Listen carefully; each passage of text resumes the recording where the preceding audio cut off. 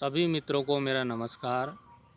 आज हम कश्मीरी कवित्री ललध्यद की रचना वाक का अध्ययन करेंगे।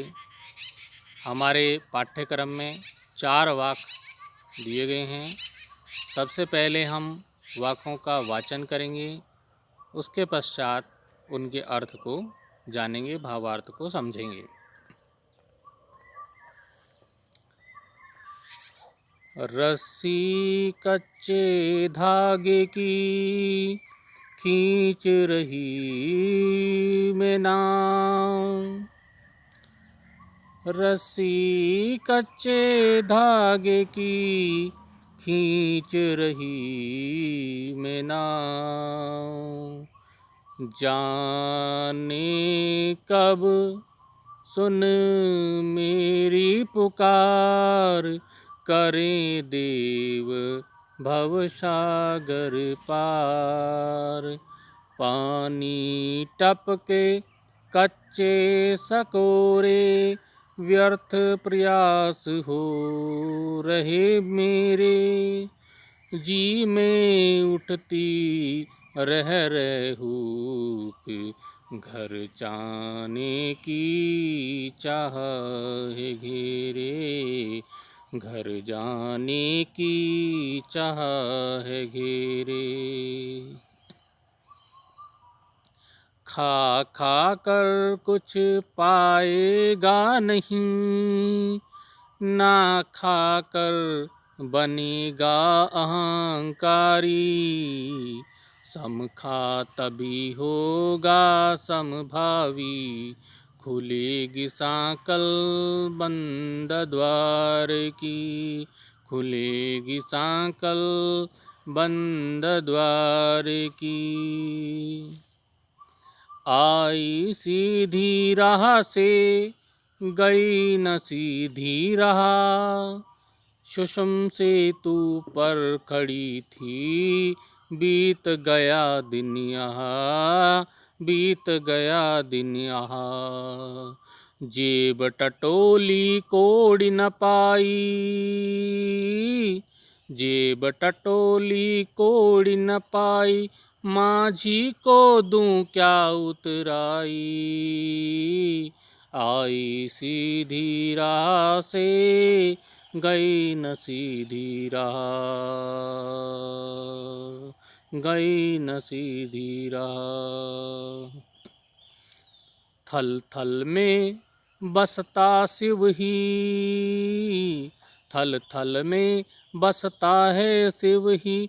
भेद न कर क्या हिंदू मुसलमान, ज्ञानी है तो स्वयं को जान। ज्ञानी है तो स्वयं को जान, ज्ञानी है तो स्वयं को जान। वही है साहिब से पहचान, वही है साहिब से पहचान। थल थल में बसता है शिव ही, भेद न कर क्या हिंदू मुसलमान। भेद न कर क्या हिंदू मुसलमान। तो आइए चलते हैं इन वाक्यों का भावार्थ समझते। रस्सी कच्चे धागे की खींच रही मैं नाव, जाने कब सुन मेरी पुकार, करें देव भवसागर पार। पानी टपके कच्चे सकोरे, व्यर्थ प्रयास हो रहे मेरे। जी में उठती रह हूक, घर जाने की चाह है घेरे। इसमें भवसागर आया हुआ है। भवसागर का अर्थ होता है संसार रूपी सागर। कच्चे सकोरे का अर्थ होता है कच्चे धागे का बना रस्सा या रस्सी। हुक मतलब तड़प या वेदना। तो इसका अर्थ समझ लेते हैं। रस्सी कच्चे धागे की खींच रही मैं नाव।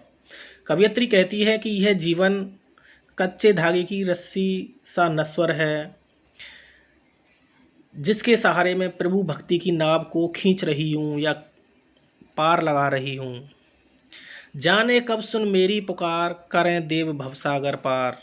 आगे कवयित्री कहती हैं कि न जाने मेरे देव मेरी पुकार कब सुनेंगे, न जाने कब सुन मेरी पुकार कब सुनेंगे, करें देव भवसागर पार, और मेरा जो बेड़ा है वो पार कर देंगे। ये जो संसार रूपी समुद्र है, संसार रूपी सागर है, इसको पार कर देंगे।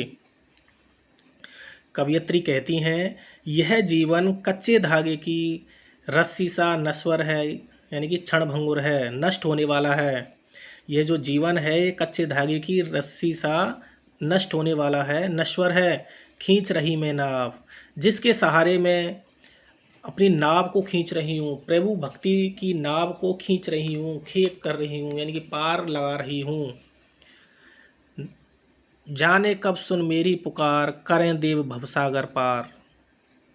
ना जाने मेरे देव मेरी पुकार कब सुनेंगे और संसार रूपी सागर से बेड़ा कब पार करेंगे, कब मुझे निकालेंगे, संसार रूपी सागर से कब मुझे निकालेंगे।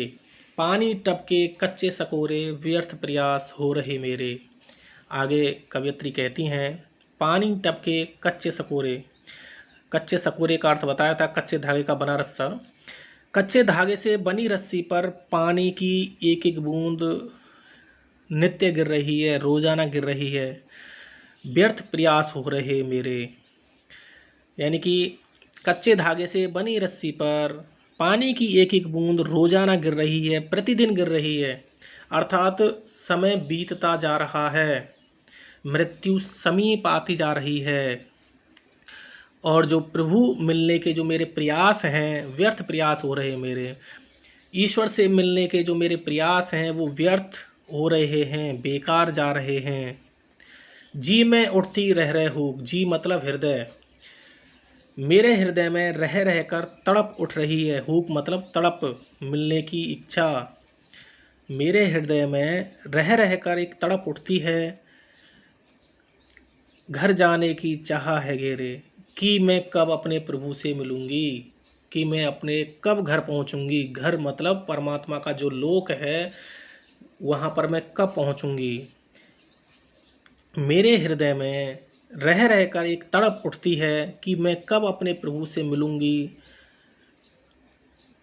अब मैं अपने घर अर्थात परमात्मा का जो लोक है, मैं वहाँ पर जाना चाहती हूँ। घर जाने की चाह है मेरी, और मेरी जो इच्छा है वो घर जाने की है, अर्थात ईश्वर से मिलने की मेरी इच्छा है। जहाँ पर भगवान रहते हैं, जहाँ का भगवान का लोक है, परमात्मा का जो लोक है, वहाँ मेरी जाने की इच्छा है।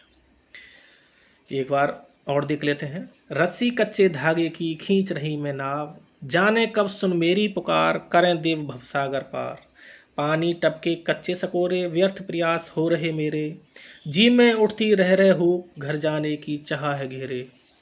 कवयित्री कहती हैं, यह जीवन कच्चे धागे की रस्सी सा नश्वर है, जिसके सहारे मैं प्रभु भक्ति की नाव को खींच रही हूँ। न जाने मेरे देव मेरी पुकार कब सुनेंगे और मेरा बेड़ा पार कर देंगे। कच्चे धागे से बनी रस्सी पर पानी की एक एक बूंद प्रतिदिन गिर रही है, अर्थात समय बीतता जा रहा है, मृत्यु समीप आती जा रही है। प्रभु मिलने के सब प्रयास व्यर्थ हो रहे हैं। मेरे हृदय में रह रह कर एक तड़प उठती है कि मैं कब अपने प्रभु से मिलूंगी। अब मैं अपने घर अर्थात परमात्म लोक में जाना चाहती हूँ। दूसरा वाक है, खा खा कर कुछ पाएगा नहीं, न खाकर बनेगा अहंकारी। सम खा तभी होगा समभावी, खुलेगी सांकल बंद द्वार की। अहंकारी का अर्थ होता है घमंडी। सम खा, सम का अर्थ होता है बाह्य इंद्रियां जो होती हैं, अंतःकरण जो होता है, उस पर संयम रखने वाला। संभावी, समानता की भावना रखने वाला। और सांकल, आप जानते ही होंगे, दरवाजे पे सांकल लगी होती थी, उसको कुंडी भी बोल सकते हैं, आजकल कुंडी बोल सकते हैं।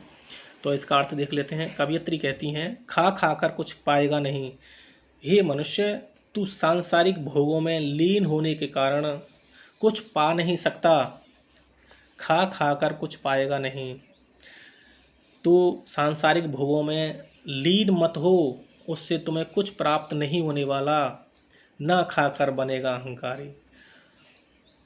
और ना ही भोग के विरुद्ध त्याग और तपस्या का जीवन अपना, ना खाकर बनेगा अहंकारी। भोग से निर्लिप्त होकर या भोग के विपरीत जाकर तपस्वी का जीवन भी मत अपनाना, इससे मन में अहंकार उत्पन्न होगा, ना खाकर बनेगा अहंकारी। तो तुम्हारे मन में घमंड उत्पन्न हो जाएगा।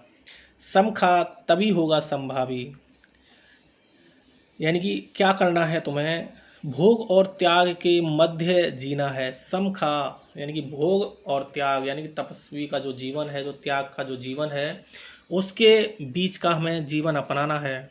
अपने इंद्रियों पर काबू रखना है, तभी तो सुख दुख और भोग त्याग के बीच समान भाव से रहना सीखेगा। खुलेगी सांकल बंद द्वार की, इसी समान रूपी जो मनोदशा है उसमें तुम प्रभु प्राप्ति के जो बंद द्वार हैं वो तुम्हारे लिए खुल जाएंगे और तुम्हारा मिलन प्रभु से हो जाएगा। एक बार और देखते हैं। खा खाकर कुछ पाएगा नहीं, ना खाकर बनेगा अहंकारी। सम खा तभी होगा समभावी, खुलेगी सांकल बंद द्वार की। कवयित्री कहती हैं, हे मनुष्य, तू सांसारिक भोगों में लीन मत हो। भोगों से कुछ प्राप्त नहीं होगा, ना ही भोग के विरुद्ध त्याग और तपस्या का जीवन अपना, इससे मन में अहंकार उत्पन्न होगा। तू भोग और त्याग के मध्य जी, इंद्रियों पर उचित संयम रख, तभी तो सुख दुख और भोग त्याग के बीच समान भाव से रहना सीखेगा। इसी समानता रूपी मनोदशा में प्रभु प्राप्ति के बंद द्वार खुलेंगे और तेरा प्रभु से मिलन होगा।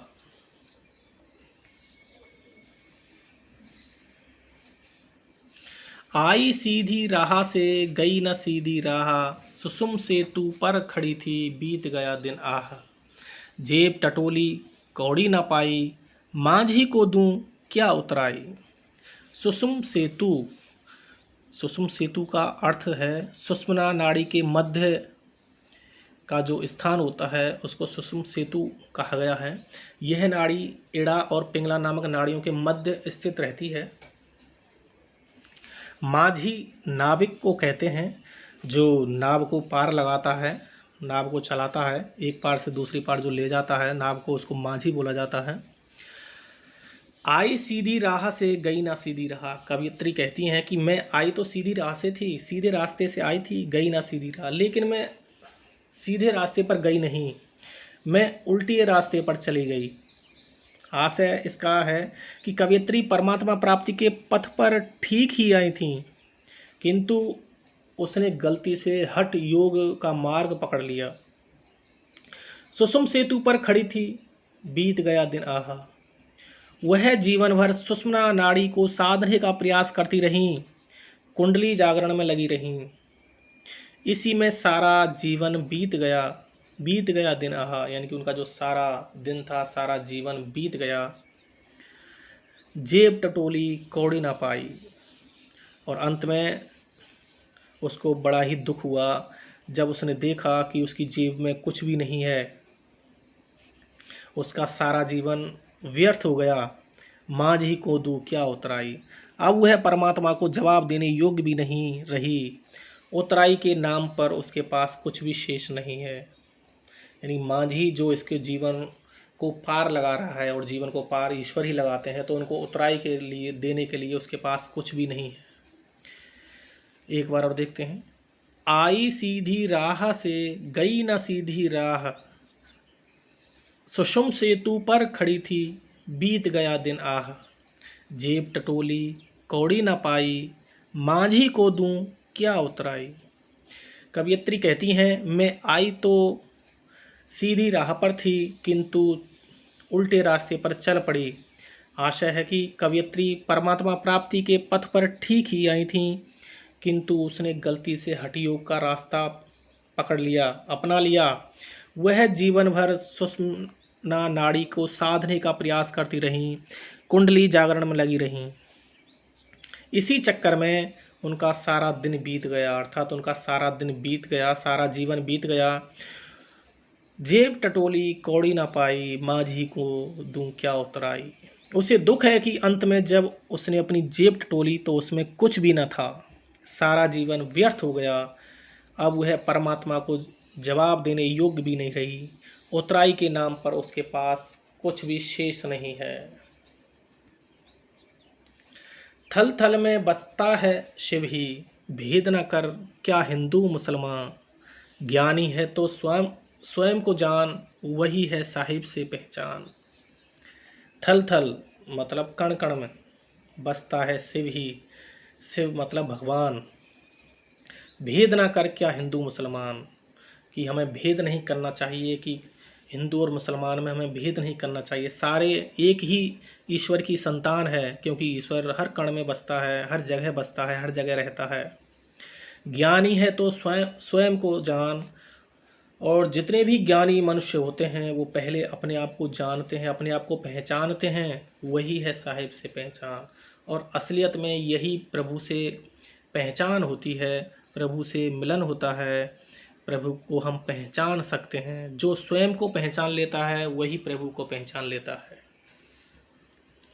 थल थल में बसता है शिव ही, भेद ना कर क्या हिंदू मुसलमान। ज्ञानी है तो स्वयं को जान, वही है साहिब से पहचान। कवयित्री कहती हैं कि वह परमात्मा कण कण में बसता है, हर जगह विद्यमान रहता है। इसलिए हिंदू हो या मुसलमान हो, उसे अपनाने में किसी को भेदभाव नहीं करना चाहिए। हमें हिंदू और मुसलमान में किसी के प्रति कोई भेद नहीं करना चाहिए। कवयित्री ज्ञानी मनुष्य को संबोधित करती हुए कहती हैं, ज्ञानी है तो स्वयं को जान, कि हे ज्ञानी, अगर तुम सच्चे ज्ञानी हो तो पहले स्वयं को पहचानो, स्वयं को जानो, अपने आत्म रूप को पहचानो। आत्मा से ही परमात्मा को जाना जा सकता है, वही है साहिब से पहचान। और जब तुम अपने आप को पहचान जाओगे, जान जाओगे, तो ईश्वर को भी तुम समझ सकते हो, समझ जाओगे। धन्यवाद।